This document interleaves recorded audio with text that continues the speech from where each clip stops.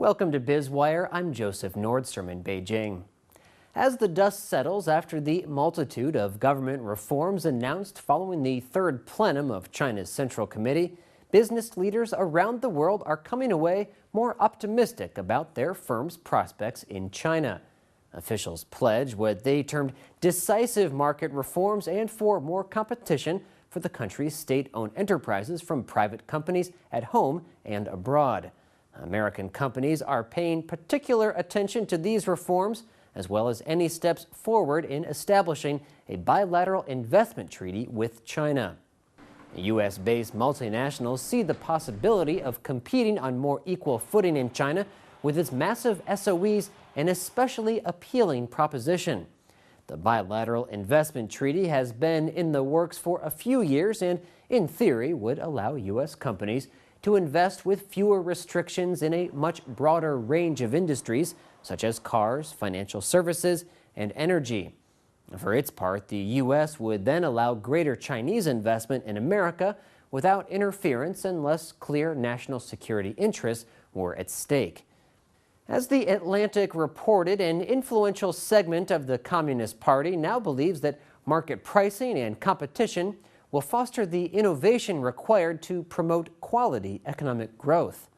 Moving up the value chain is important for China to get through what economists call the middle-income trap, where growth has stalled in other countries at similar levels of development. China's leaders see their legitimacy resting on materially improving its citizens' lives and feel that Chinese firms are ready for international competition, or if not, that the country is now strong enough to withstand a few business failures.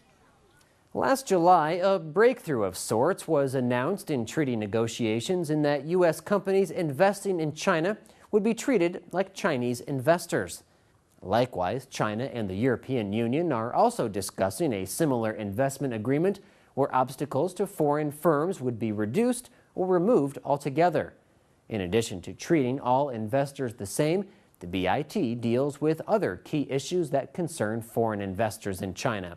The Atlantic says a completed treaty could also restrict performance requirements like local content, mandated technology transfers, or export quotas that manipulate markets. There are, however, still significant barriers to completing the China-U.S. Investment Treaty, which will be difficult to reconcile. Many Americans are suspicious of China on issues like cybersecurity, intellectual property, the value of the RMB, continued favoritism towards state-owned firms, as well as China's growing military power and confidence. And many of the more conservative elements in China feel U.S.-based multinationals shouldn't be allowed unfettered access to the country's still developing markets.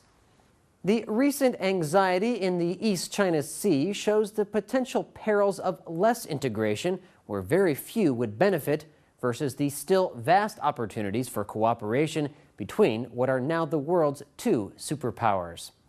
You're watching Biz Wire on the Blue Ocean Network, China's first and only privately owned broadcast media. Our full episode can be seen on our website, BONTV/biz-wire. In just a second, we'll continue with more insight into the big picture of China's economy.